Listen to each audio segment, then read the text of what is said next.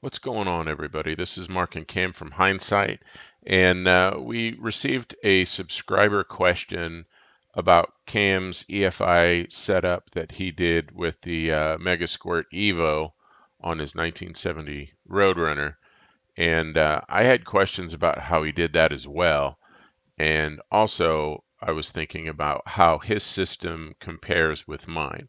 So in my 68 Fury, I have a Holley Sniper EFI, and we got to talking about maybe doing a video detailing how Cam brought in individual parts to create his system versus my Holley Sniper that's kind of out of the box. So our goal with this video is to answer Adam's question and then a comparison between the Megasquirt Evo and the Holley Sniper.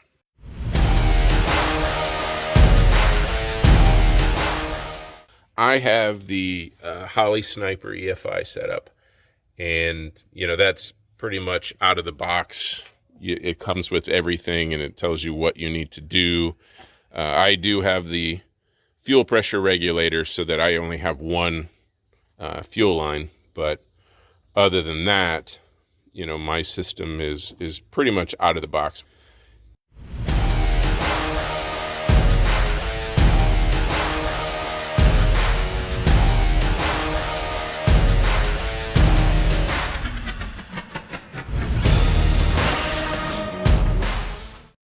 Can you see? Yeah, that your little light there works well. Okay, so please forgive the mess. The difference is mine. Mark's is a drop in, drop on, and in many ways, I feel like it would be superior. His setup is much easier to plumb. You see the plumbing on mine has to go back to, you can see here it comes in from the fuel tank, comes back through the rails, back through a fuel regulator, and back down back to the tank, which, that's extra stuff. The other thing that most people don't have a problem with, the big block Mopar crowd can sympathize, there's not a lot out there for intake manifolds. So Mark's setup also is much better. I can run any intake manifold I want if I go that way, versus mine that has the individual injectors for each. I have to run this manifold, or I have to have another manifold machined, which is possible. It's just, that's a lot of work. So this is a Edelbrock EFI, right? The manifold and the throttle body are Edelbrock. The brain, the ECU is a Megasquirt. At the time I went with a Megasquirt because I didn't like what was being offered by the big manufacturers.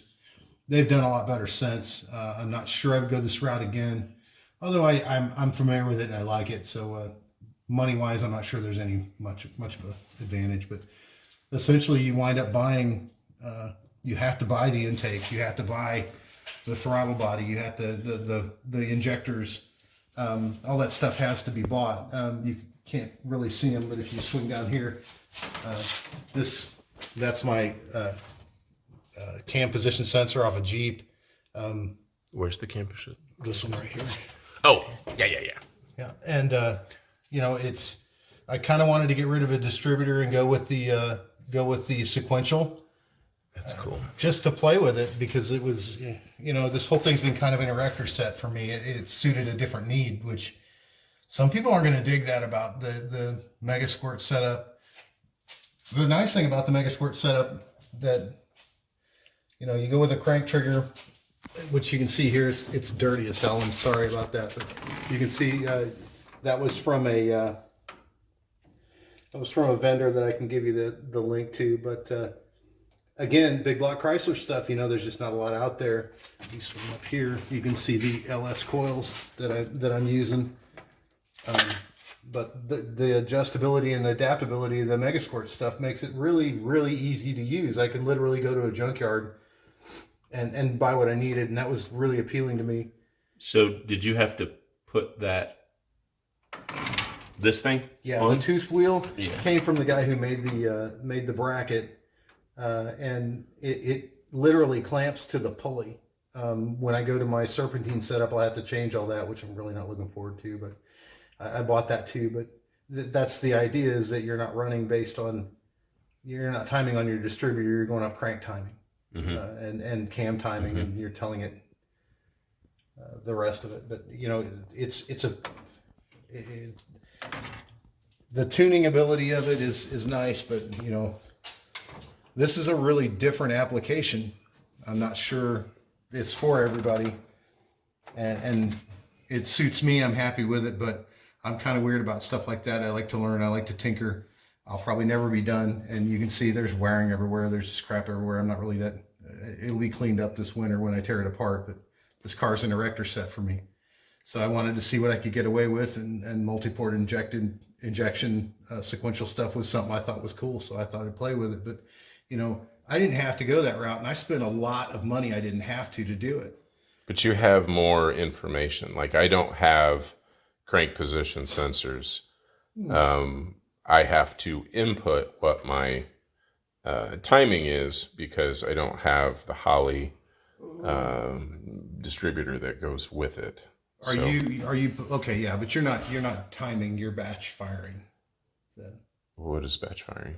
You have no input for your timing into your system, right? No, like, okay. I have to use a gun and put it in, and then I can adjust it, but then I tell the ECU, which, the ECU is that little LCD screen, right, what my timing is, so that it does its learning based on that timing curve, right? So yeah, that's an advantage in some eyes.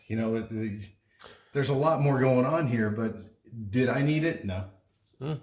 No, not really. I spent a lot of money and time doing something I probably won't scratch the surface of, but I'm digging it. I like it. I like to play with it. Yeah, it's cool. Where's the ECU?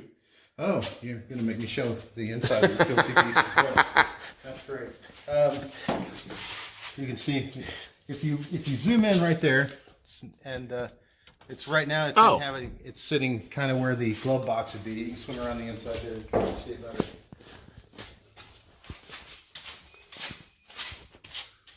But yeah, that's it. That's the Mega Squirt in general right there. And is that's it the Pro Evo?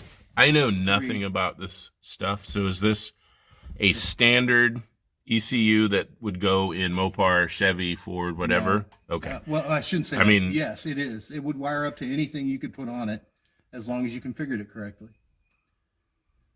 Which is, I guess that's part of its charm. That makes them very universal.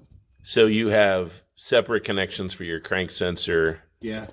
That big bundle of wire. There's two big bundles of wires. You can see the connectors on that. Yeah. It's filthy because we live on gravel. Right. But that's essentially inputs, outputs for the system.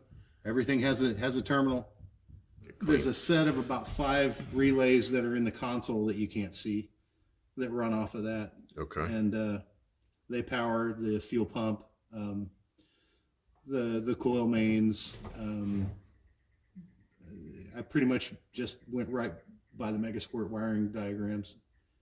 And your fuel pump is in the gas tank? In the tank, yeah. And so you don't have that whine like I do. You don't hear them nearly as much. Yeah. No, it's quieter, and supposedly it makes them run better, or cooler. But I don't know. It was kind of a pain in the ass to get it in there. I've got some pictures. Probably we could include, but that's difficult too. It took me a minute to get it right. But I used all the stock tank and all the stock sending and pickup. I just kind of cut it up and put something in there that put a pump in there that would work. But yeah, that's it, and it's all of its filthy glory. And the other thing that was nice about it is that you pick and piece junkyard stuff. My injectors, I got $100 in. I bought them from a Mustang guy. The Jeep cam position sensor cost me $40. The LS coils I bought off of eBay for, I think I got $150 in it. No, I mean, it's like everything on your manifold. No, I'm being honest. Like, that fuel rail and everything is just straightforward, and I don't mind the look visible of it. and it looks clean. I had an air grabber. The big block Chrysler guys know what the air grabber base looks like. It's this big batwing looking thing that hid most of it. And unless you're staring at it, it didn't really jump out at you. I kind of like that, but I don't know that I had to go to a different air cleaner setup. I really wanted to use off the shelf stuff, the parts that usually fail you on the road, like coils or wires. Right. Those are LS plug wires, because I didn't want to have to go hunting for them. I go into any, tell them I need an LS whatever plug wire, and of course I'll probably have to help them figure it out what that means. But Yeah, they'll ask you what's your model and year. you'll have to edit. And that. you I go, don't yeah, want, that's. I don't want that. We'll edit the name out of that, but it's still a true statement. Yeah, no, I get it. But yeah, I just wanted to. I wanted to stick with stuff, the cam position sensor, just things like you can find off the shelf. So that's why the difference between the two, in my opinion, I think it depends on your opinion of what you want out of them. And did you say the fuel pressure or the injectors is where you started and then built everything off of that? Or because how did you know what size throttle body? If it's not a kit, you literally have to then say. You kind of have to have the end in mind. You know what your CFM somewhat. I knew, and I kind of guessed, but there's not a lot of adjustability on your throttle body size anyway with big Chrysler or with these 4-barrel stuff. I went with 1,000, more or less, because Chryslers are. You can usually put an 850 on a big block and be close, and these are a lot more tunable this way. I just wanted to leave something on the table just in case this got really crazy. Mm-hmm. But you don't want to be short. You don't want to be like, I need a bigger one. So we went that route, and really I just went with horsepower numbers and then started building the fuel system backwards from the horsepower numbers. Okay. If you figure everything's got math attached to it. If you're making 600 horsepower, you need so much fuel to do that. And if you're going to need that much fuel, you need so many injectors. Depending on how many injectors you're carrying it through, you need to carry so much fuel at so much pressure. And all that math is existing on the internet. That part of the process, I learned a lot. I won't be making any more than 600. This is -6 stuff. It's adequate. We do just fine with it, and I don't plan on doing anything more with the car than that. So it's but you do have adjustability. Like you could say, I'm gonna put in bigger injectors. Yeah, I could pop these out and put any injector in it I wanted. And then you can, and then I can't do that. I can't. Well, yeah, but why would you want to? Right. Because up to your injectors are for a certain range, and they would probably do you just fine until you started to you outrun your injectors for fuel needs. Right. Which is, people do it all the time. You've only got so much adjustability built in, and you got to go bigger. Yeah, so I guess it depends on. That's why the aftermarket parts exists, right? Right. And but that is an advantage to this system that you have. It will run anything I put it on. Yes. But I would be the advantages to yours. I do envy your intake choices.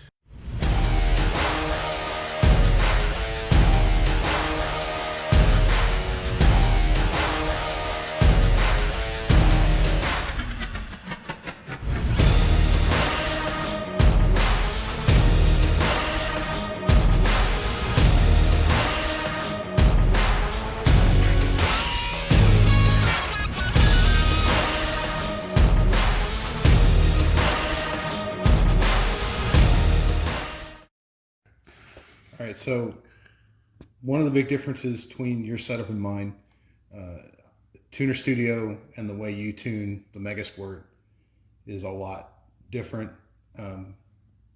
Like I said, depending on what you want out of your system, this might completely put somebody completely off of the idea. No, I don't want anything that complicated. I don't want to screw with any of that. I want a plug and play setup, which is why I keep saying there's a lot to be said for a plug and play system like that. This is a dashboard.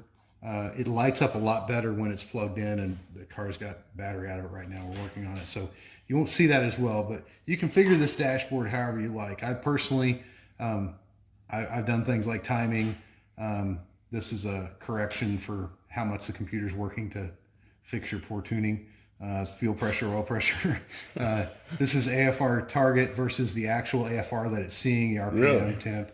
Yeah, and these are all tuning aids for me because I'm still tuning it. Honestly, I'm still learning, but this is just kind of the main screen that I leave it on.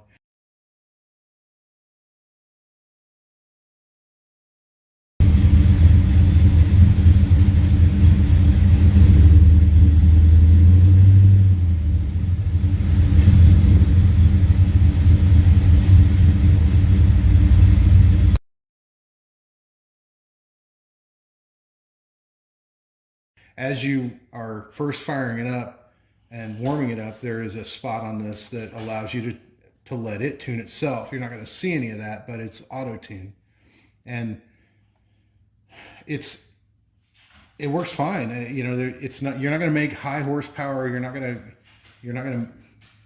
This is not where you optimize to the nth degree. This is where you get it in the ballpark and stop it from killing itself. But it does a really good job after the engine's warmed up and you start driving it around. There is a huge difference as you're beginning to tune it, and it's one of the selling points I think of it.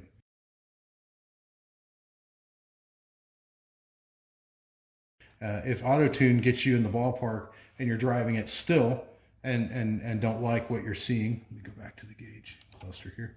Then you'll start playing with things like your fuel settings, your AFR table. This is another ballpark, kind of like yours is set up. Says I wanted a cruise, or if I want wide open throttle. The difference is mine shows yours goes probably by throttle position sensor. I'm guessing, I don't know, but you have a wide open throttle at. And you say you wanted it like 12. I do it a little differently. Mine's based on the map readings and the RPMs. So I've been fairly broad with it because I don't really care. It runs fairly well at 14.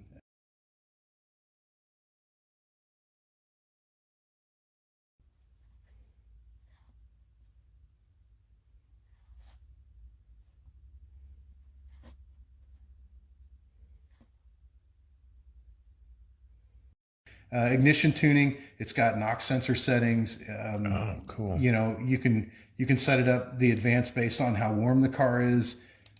You can set it up based on just in general. What you're after is your settings based on your map sensor and your RPMs. And these are just general. I'm sure somebody's going to look at my map and laugh. I don't care. It runs great. I'm not turning tens in it, so at least we're working. At least we're fuel injected boomers, right? Yeah, exactly. So that's the startup ID thing was probably one of my favorites. There's so many ways you can get your idle control. That's not what I wanted. Sorry, wrong button. But there's just so many weird little settings. Your idle control based on closed, open loop.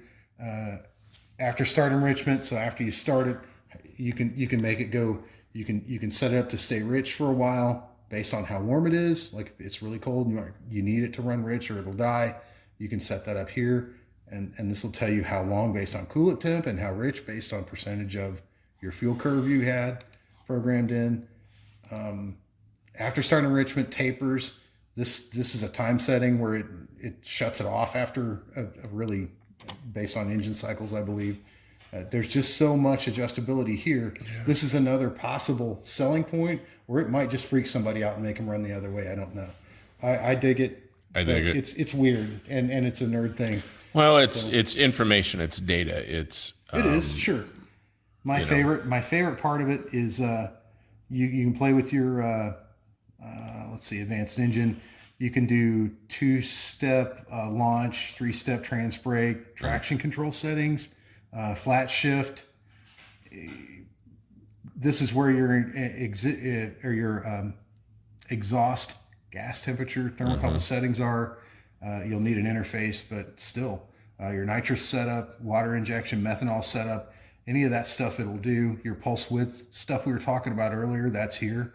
I can run 1, 2, 3, 4, 5, 6 pulse width. Yeah. You can run fuel pump pulse width, or you can run air.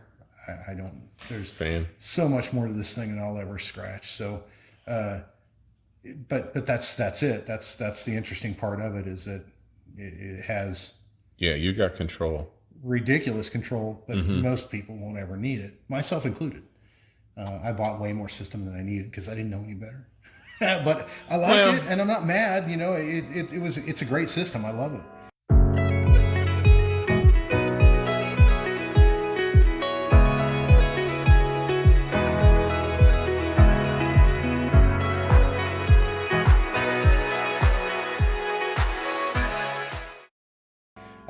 The other thing I really like about it is the log viewer.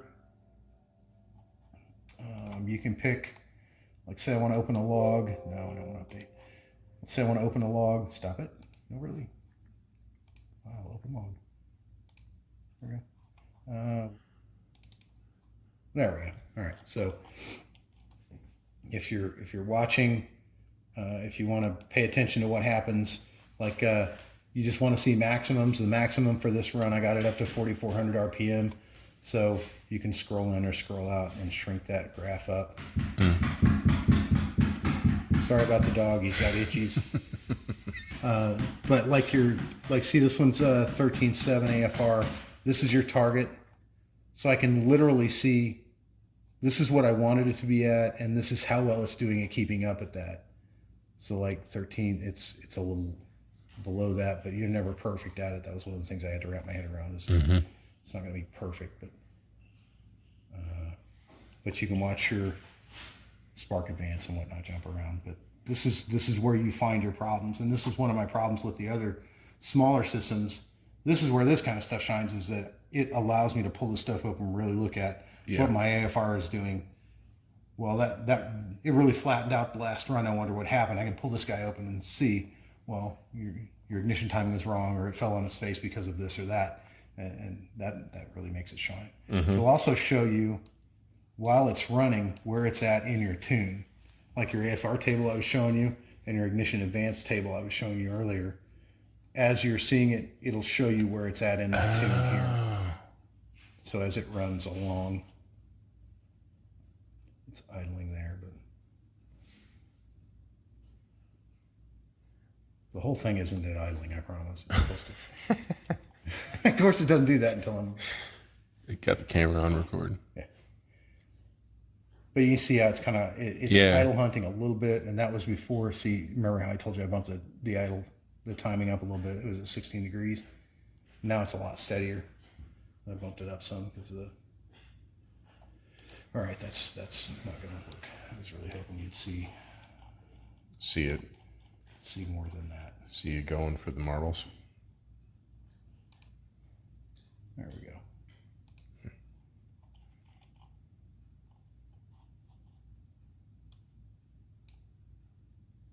And you can see your throttle position. You can see it move around and follow through where you're at. So if you've got one of these settings that is directly your problem, you'll see it in the log. Right. Which is nice. Yeah. But I actually wind up using this more for tuning than I thought I would. The logging part rather than just live? The logging, yeah. And it doesn't hurt that, I don't know, the whole boomer thing, the carburetor Neanderthal stuff, I think it helps us. It really does, because you know what it feels like when it's falling on its face lean. Right. You know, or you know what fat smells like, or too much advance feels like, or sounds like. So it really helps. It just makes it a lot easier to change it. It's quite lazy. Yeah, you got. It's quite lazy. Watch your step. Holley Sniper EFI has a data logger.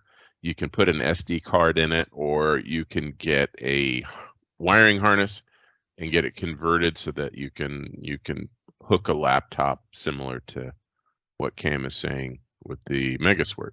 So I did a just kind of drive around the neighborhood kind of thing, typical use with my car, and I did find some interesting things. So a lot of this in the beginning is just idle and stuff like that, and warming up and stuff. But if you look at the RPMs, and here is pretty much me leaving my neighborhood, getting on the highway, and kind of going through the gears to get up from 0 to, say, 60 miles an hour. And this was actually kind of concerning. So I have a moment where my air-fuel ratio is getting lean, uh, surprisingly lean. And so I use this data logger to kind of analyze that. And okay, so the pink line is my AFR. The red line here is my RPMs. So this is the point where I'm kind of accelerating, going through the gears, let off a little bit, and then continue on. And this line, brown line here, is the current learning situation. So basically, it's gonna be consistent when the ECU is not modifying anything. It's saying everything's fine, everything's normal. But then at this point here, you can see I start to get lean, and then the ECU kind of takes over and says, okay, I need to make some changes. And then from here to here is basically the ECU saying add more fuel.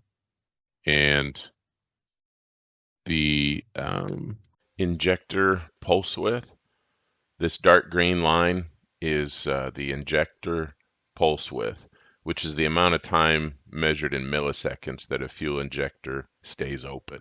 You can see my RPMs are going up, and then my injectors, as far as the pulse width is concerned, what was the other? Fuel flow. So you can see the fuel flow kind of tapers off, like I'm accelerating, but it's starting to taper. I need to figure out why that is, but I did kind of find this useful. There's some useful information in here, and I can do somewhat similar data logging that Cam can do with the Mega Squirt. So I'm going to continue to play around with this, but I found it interesting. What do you think? Which one would you go for? He's lazy. Don't ask him. Yeah, it's a hard knock life, isn't it? He's waiting. Yeah, I know. He's gonna growl at me and go, "Come back." What did you do? Don't start that. So that's pretty much it, though. That's the tuning aspect of it. Yeah, I mean, you have a lot more flexibility than. But the problem would be, like, mine's my learning, issue. like it does it for you, and I can do some logging. But how would I change it? I don't even know. Like, I have some settings. But and I don't know how you would know. And that's my ignorance with your setup, is that I don't know where your setup is.